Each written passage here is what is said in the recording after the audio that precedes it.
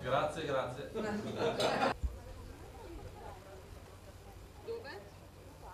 Qui nei Lollas in particolare c'era il ricovero per gli attrezzi agricoli e inoltre anche per...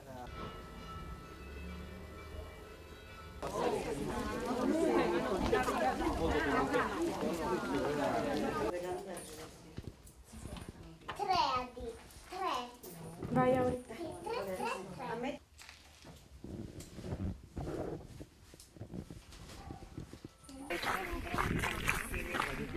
E poi piano piano superano le proprietà private. Certo, infatti è quello che dice.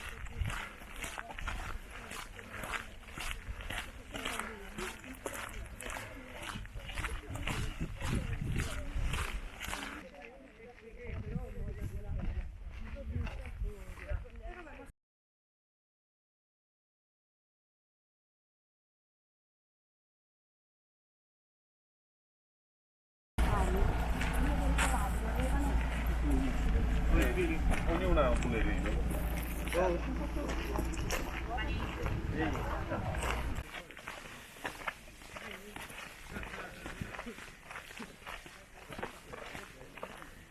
A Zenoni.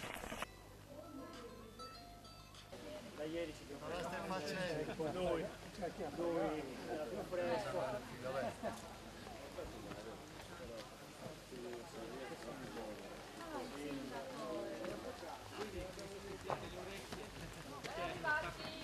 Grazie.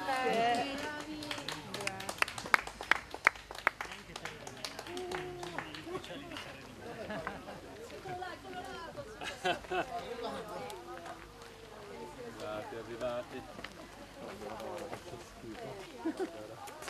Buongiorno, signora Cozzola, o Cuzzola. Anche io.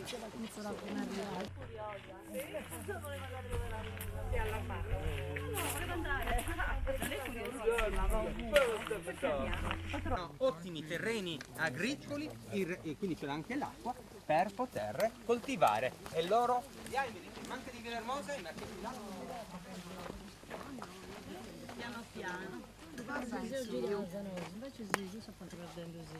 No, Stiamo perdendo sì, no? no. Brava.